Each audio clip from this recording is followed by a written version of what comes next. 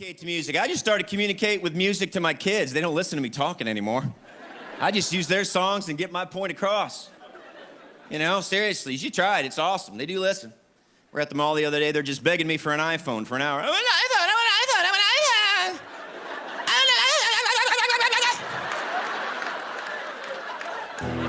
I finally said, dude, I'm not gonna buy you an iPhone, cause you ask like you need one. You don't. I'm not gonna buy you an iPhone. You're insane if you think I'll pay for it, so be on your way. I'm not gonna listen. Go away. You're wasting all your time. Here's a dime if you find a payphone, but no iPhone today. And that's what I do.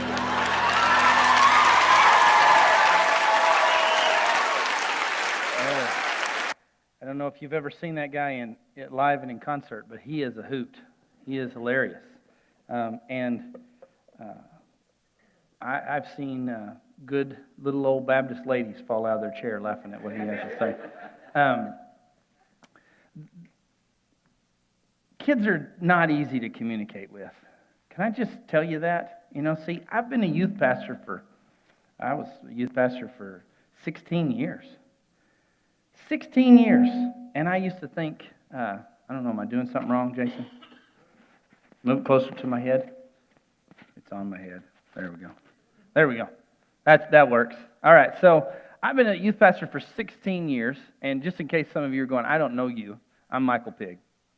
That's my name, and I'll be the pastor of Wayfinders in San Marcos, and we're launching January 28th, so we're excited about that. But Pastor Todd asked me to talk about parenting, and so I've learned everything I know about parenting from watching other parents do it wrong. No, that's not true. I learned everything I know about parenting from Mad Magazine. Y'all remember this? I was at home at my parents' house. My father-in-law had a massive heart attack, and he survived. He went home, and he's back home inside of a week, which is a total miracle. Praise the Lord. Yeah, it was just incredible. But we weren't here last Sunday because that's where we were. We got a call, and we had to go, right? You ever had one of those calls? Scares you to death, and you think you're going to a wake, and he woke up, and he had a resurrection experience. And so we're just proud that he's still with us. But I was staying at my mom's house because she lives down the road from the hospital, and I opened a drawer at the house, and she had all of my Mad magazines, right? This is good, wholesome reading. I don't know if any of you read it. It's not good, wholesome reading. I'm pretty sure that if my mom had ever read a copy of it, that I would not have been allowed to keep it because it is terribly irreverent, and all the adults in your life are just, dummies. And if you read this magazine, and so it's not a really good lens to hand teenagers and say, here, because it just adds to the cynicism and other things that teenagers already struggle with. So, but I picked it up because it said parents versus kids. And I thought, I was looking for a commentary on that anyway. So I found a commentary on that. And there's pages in here that say things like what you want your parents to say, what you say to your parents, what you want your parents to say, and what your parents actually say. And I was surprised. It's quite spot on.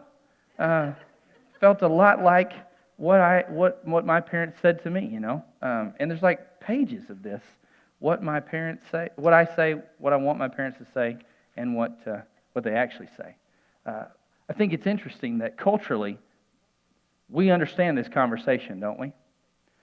There's a quote.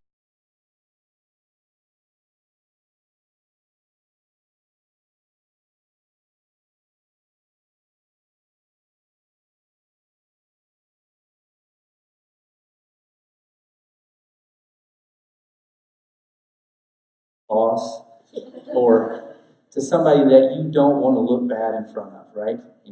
Your neighbor. The kids always tell your neighbor secrets that, and you're looking at them and you're going, I want to discipline you right now.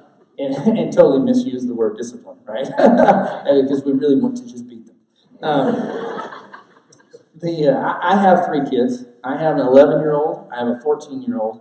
Both of those are boys, and I have a 16-year-old. She's perfect. But the boys, that's not entirely true. She's almost perfect. Just, because there may be some flaw that I'm not aware of. But the boys, man, they're just messy, right? I have good kids. I really have good kids, and oftentimes I'll get complimented on my kids, and I have to just be honest and go, maybe my wife did it, but I don't know. We don't know what happened. I'm pretty sure I had very little to do with the whole thing because I don't know what I told them that made any sense to them, right? And so this whole parenting thing it's not easy, okay? It's not something that we just do. Kids and we'll get in the car after a football game or a baseball game or some kind of event where they were doing their best to show off their talents, and we'll get in the car and I say, "Oh, that was a great job, but," right? But ... and then fill in the blank. Or there was you really should have, or you could have done, right? And by the time we get home and the conversation has gone and I've taken their performance and I've picked it apart and I've got just, this pile of what they used to be proud of, right? And we get to the house and I pull up in the driveway and the whole family gets out of the car and they go into the house and I sit there and go, "Lord, why can't I just shut my mouth? Why couldn't I have just said, 'Great job, you're awesome,' right?" I actually have this conversation with myself, with the Lord, saying, I've got to figure out how not to be so stingy with grace. Everybody feel that way? Anybody ever been the victim of that? Anybody ever been the perpetrator of that? It's not a good feeling, right? Anybody ever watched that happen at Walmart? And you're just like, "Oh, I'm so uncomfortable, and it's not even happening to me, and I'm not there." And you kind of want to go down the other aisle, but you can't quit looking, right? Yeah. You drive down the road and you see somebody. Ever seen somebody else giving somebody what for? Yeah. And you're just driving down, and sometimes it strikes you as funny because you're glad it's not you. I'm glad that's not me, but then you kind of go, "Oh, I feel bad for. I hope that person deserves whatever that what for is, because I'm not sure anybody deserves this much finger pointing. I don't know." It's just we understand it though, and we tend to be stingy with grace, right? This isn't just a parenting issue, okay? Big reveal in the parenting series that this is going to fly across the board, right? Is there somebody in your life who's stingy with grace toward you, and somebody in your life that you're stingy with grace towards? Right? We have those. Just the way life goes, right? The whole stingy with grace thing is problematic, though, because what happens is that we begin to instill in our children this need to please, right? Because they begin to associate love and kindness with parents being pleased with them. And so then they do what they do in order to get the attention and the approval of their parents, right? Does anybody here want your kids to live their life seeking your approval, right? Because we say we want obedient children, but the truth is I don't really want obedient children. I want my children to do the right thing because they understood it was the right thing to do, right? Like I want to educate them so well and I want to teach them so well that they go, "Oh, that's the best way to do that," right? Instead of, "No, there's a rule, so I'm going to follow the rule," right? You guys know that whole thing about the mom who was putting the roast into the pan, and she cut it in half first, and she put it in this big old pan, little bitty roast cut in half in a big old pan, and then the daughter says, "How come?" She says, "I don't know." So she calls, "How come we do this?" And mom says, "Well, I don't know." So she calls her mom. She says, "Mom, how come we do this?" Right? And she says, "Well, when you were little, we didn't have a pan big enough to put a whole roast in." Right? So now they got a little roast in a big old pan because some rule that was set a long time ago that we didn't bother to question. Right? That we didn't bother to investigate. That we made it very difficult. See, when you're stingy with grace, you make it very difficult to ask questions. Right? Have anybody ever said to you, "How come you didn't come to me with that question?" And you're like, "Because I'm afraid of you." Right? Because I knew you would yell at me. Right? Say to our children, "How come you didn't come to me with your questions about sex?" "Oh, because I was pretty sure that I was going to get condemned if I even asked what it was." Right? I don't know. Maybe that's just a personal issue that I had. I grew up in a tiny little church where we didn't talk about a whole list of things. Right? You just didn't ask because we all were a little bit fearful that maybe there was something wrong with asking those questions. And so then we end up with this situation where we have these kids who think that love is dependent upon performance, right? And so they end up trying to please. And the only way they have to please is the rules. And then we end up disappointed because my kid's good at following the rules, but my kid's not good at improving, and life requires improv, right? You know that? Have y'all experienced that? Anybody been in a situation where, like, I don't know what the rule is? I was following the rules, but then the rules ran out, and they don't serve me here. Like, what do I do with this area? Somebody tell me the rules so I can follow it. Anybody is that a prayer life thing for you guys? Sometimes that's my prayer life. Lord, just tell me what to do, and I'll do it. And he goes, well, it doesn't really work that way, Michael. I don't want to just tell you what to do. If I just showed up and scared you to death, you wouldn't be doing what you're supposed to be doing out of love, out of compassion, out of the reasons that I want you to do them out of. You just be doing because you're scared of me. You may ever succeed and get your kids to do what they were supposed to be doing at the point where they were supposed to be doing it, and then it was dissatisfying because they were only doing it because they were afraid, right? Apologize to your sister for hitting her, right? My favorite parenting fail is, don't hit your sister. Something's, no wonder kids are confused, right? I mean, how come I'm being hit, right? I remember that. Mom used to spank me in a circle, right? Because I was running. Anybody? Yeah, you know that? You've seen that at Walmart for sure, right? But there's this whole kind of commando parenting approach that we do that is just, nobody's satisfied with that, right? We all come out going, man, I'm glad my kid did the right thing, but I really wish my kid wanted to do the right thing, right? Sometimes we get in these really tough situations, and I followed the rules. Maybe you know this one. I followed the rules because I was taught to follow the rules, and I was seeking the approval of others, and then I got to the end and I followed all the rules, and nobody cared. And that felt terribly empty, because then I was just a zombie robot following rules that led me nowhere. We don't really want that, right? Because that leaves compassion out of the equation. That leaves concern for your neighbor, and Jesus' highest command was love the Lord your God and love your neighbor, right? Well, in order to love my neighbor, I have to be able to improv, because I don't necessarily get to pick my neighbor, right? So there might be rules, you know? What if I live next door to somebody who doesn't follow the rules, and then I just knock on their door all the time to tell them how they're not following the rules? Then I'm a commando neighbor. And that doesn't bode well for society, does it? No, because then the only redemption we can have is to violently enforce the rules. And if we learned anything from Sutherland, it's that violence does not bring redemption. It's actually suffering that brings redemption, right? We learn that from Christ on the cross. A willingness to lay down one's life is what brings about redemption. Hidden in there is this little statement about parenting that sometimes it's more important just to hold them and to celebrate them when you want to say, you could have done better. You say, let me love you.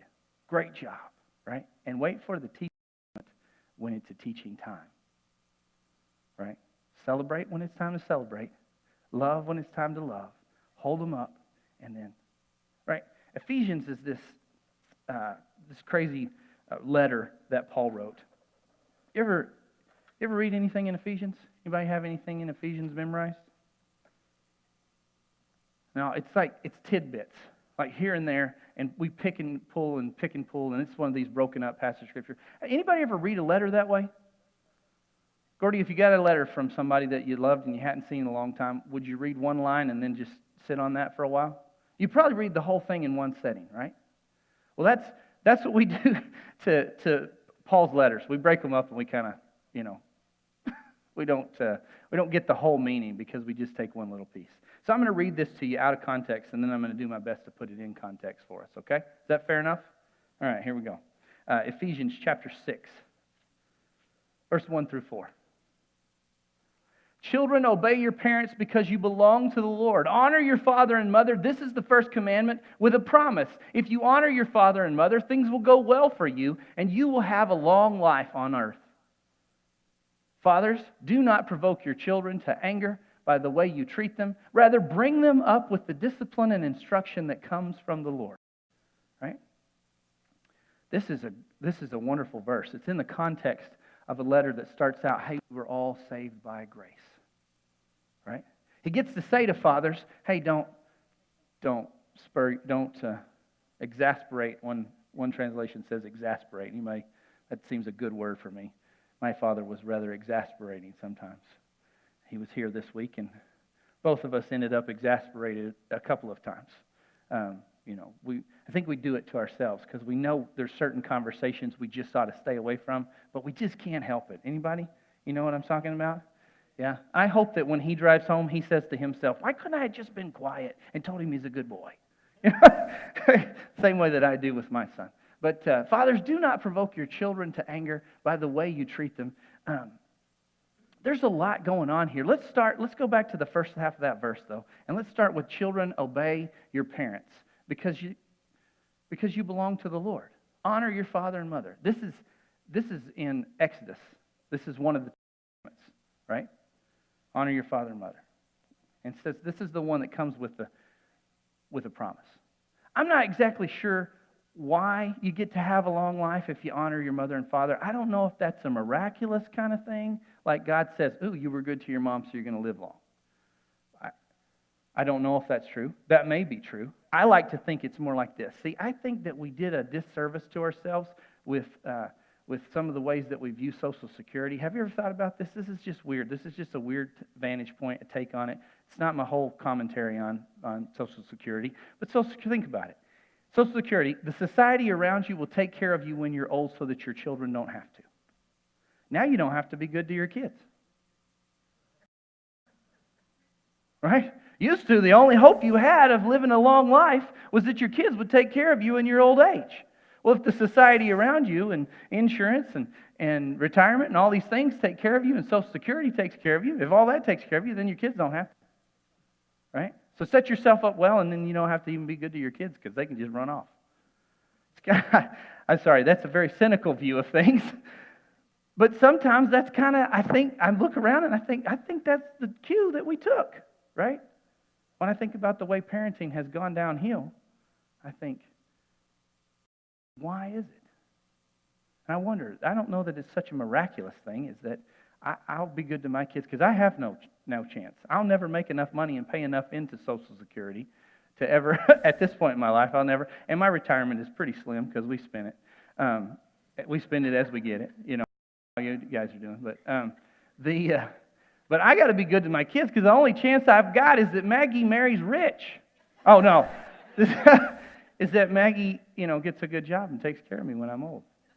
But Jonah, takes care of me when I'm old. But Judah, who promises to right now, he's 11. He promises to take care of at least Mom. I may have to fend for myself, but this is a promise. Honor your father and mother, and you'll live long in the land. Guess what? Your kids are watching what you do, and so if you honor your father and mother, guess what your kids will then do? Honor you, right? They'll take care of you when you're old. It's I guess this is kind of the cycle that was expected in the tribes in Israel, right? Take care of your kids. Your kids will take care of you. And they'll see this cycle, and it'll take place. It's a good teaching, don't you think? I don't know what they did for people who never had kids. I guess be good to your nieces and nephews, right? Be good to your neighbor's kids, too. I was at a play last night, and I turned around because I heard the couple behind me talking about Hunter, and Hunter played one of the roles in the play, and I turned around and said, oh, do you belong to Hunter? And they said, we're actually her neighbors. They said, our kids are all grown, so we just sort of adopted the neighbor kids, and now we come to their stuff. And I thought, yeah, see, that's what, you're going to live long. They're going to help take care of you. And then he started talking about how she comes over and helps him in his garden. And I thought, see, yeah, she's going to feed you. That's a good deal, man. That's a smart move. This passage of Scripture, though, is really, well, do this. Everybody take a finger and put it in your belly button. Everybody has a belly button. I actually have two, so you guys are at a disadvantage, I understand. I was born again, so I have a second one. But my kids hate that joke, but I love to tell it. It's actually a scar from a surgery, but it looks like a second belly button. But if you've all got a belly button, then you all have to say, you all have to confess, I didn't get here on my own. Say it. I didn't get here on my own. I didn't get here on my own. Right? As much as we'd like to think that we are the self-made person, you didn't make yourself. You didn't just poof, show up. Right? You're not Anakin Skywalker or something like that, some movie that tells a story about those kind of things. Right? Where you just poof and there you were. Didn't happen. We all are dependent upon somebody to get here. And maybe the people who gave you this belly button, maybe they did their job well and maybe they didn't. Right? But somebody stepped up somewhere along the way. Somebody entered into your life, a teacher, a neighbor, a grandparent. Somebody made sure that you got fed. My dad used to, my mom tells the story. She says, your dad used to just hold you and cry. And he'd go, Quita, if we don't feed them, they're just going to die. Like this revelation that this young father is having. I got to feed this. I got to keep going to work so my kid can eat. Right? And this, the weight. Anybody ever experienced that weight? I remember, this is terribly depressing, but I'm going to tell it anyway. I sat on the first time they left me alone with my youngest son. And we had already decided that we weren't having any more kids. And so I knew he was the baby. And I'm holding him. And he's just weeks old. Or not weeks old, probably days old.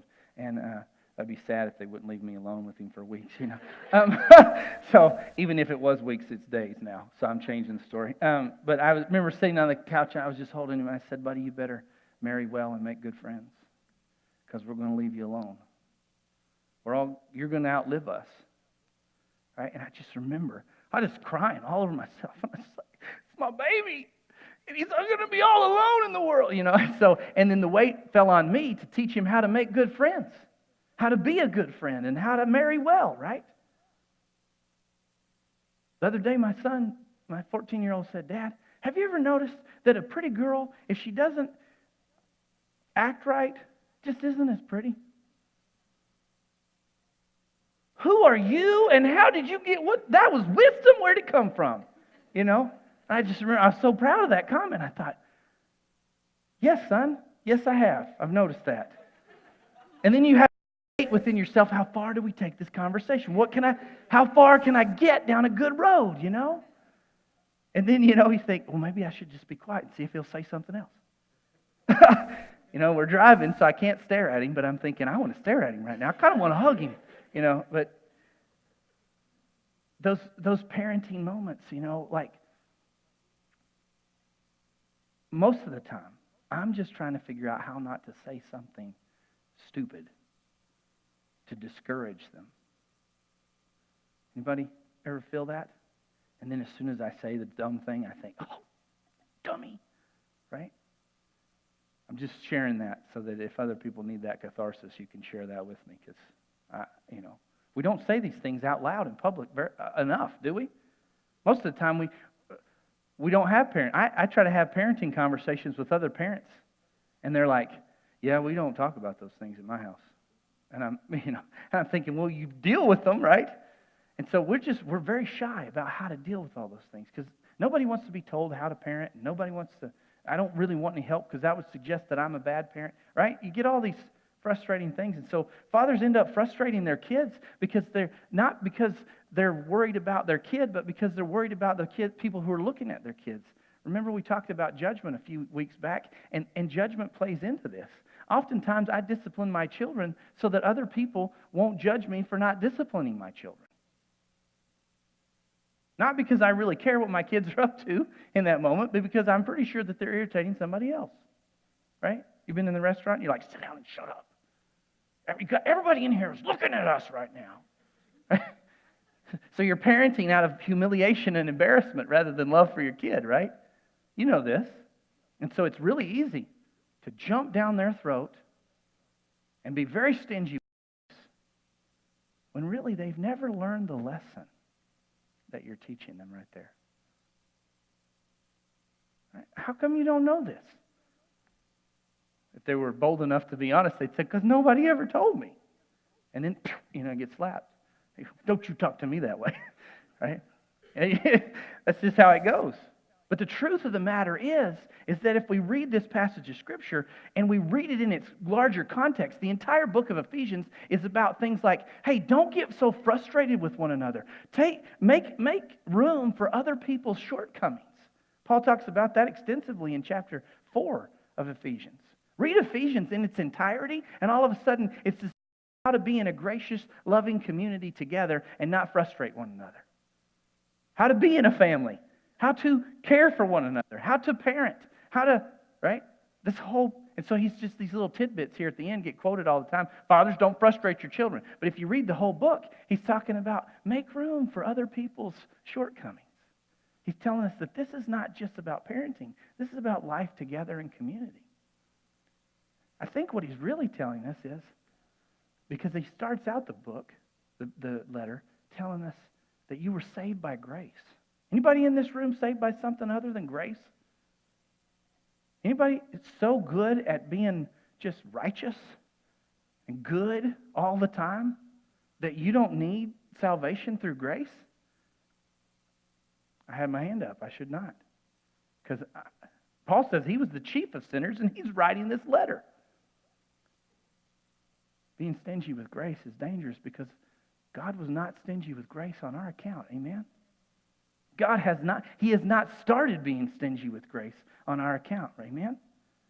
Some of us think that God is because we have this picture where we have this commando parent or this commando teacher or this person in our life who was just a rule follower, and it gave us the impression that our behavior is what earned us love and earned us acceptance, and we accepted into the kingdom of God because of our behavior, because we did it right, and we are better than everybody else, because we followed the law well. Well, that's not true. We all know that's not true, right? Especially if you're a parent, you know that's not true, right? Because sometimes in the middle of your discipline, you have to stop. Kids started crying and it broke your heart and you just got to hug them and you're thinking, I still need to get on to you, but I don't know how because I don't want to keep breaking your heart. And sometimes you finish getting onto them and you walk out of the room and then you cry because you broke their heart and you didn't mean to and you don't know how to really issue discipline without breaking their heart, right? Or is that just me? Seems to be a parenting fail all across the board because we're like, I don't know what to do with this. How do I balance discipline and instruction? And how do I not frustrate my kids and move them to anger, right? Get this. Most of the time when we're getting on somebody's case is because they have not arrived at the place where our expectations have them, right? I have expectations of you, and you are not there. Think about this. Have you arrived? See, the only way that you can have expectations of other people that turn into judgment, that breaks their heart and breaks their spirit and hurts their feelings that way, is if you somehow have managed to believe that you have already arrived. And if we're honest about the fact that we ourselves have not yet arrived, that there's a better me waiting to happen. Did you know that? Can anybody embrace that this morning? There's a better me waiting to happen. Does that make you feel good?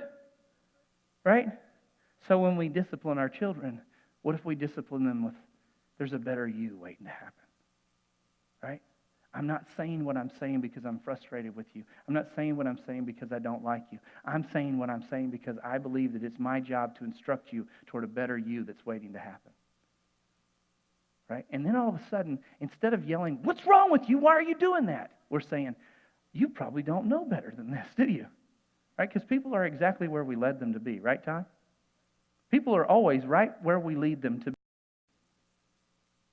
I jokingly say to my dad, any of my failure in your parenting. He doesn't like that. That doesn't make it any less true. Though you know the truth, that at some point I made my own choice, right? And if I make good choices, it is the result of his parenting. And if I make bad choices, It might have something to do with his parenting, but by and large, it has a lot to do with my own choices, right? The best we can do is the best we can do. Parents, don't beat yourselves up over this. Don't be stingy with grace, parents, even toward yourself. Because some of you are in this room going, I am so bad.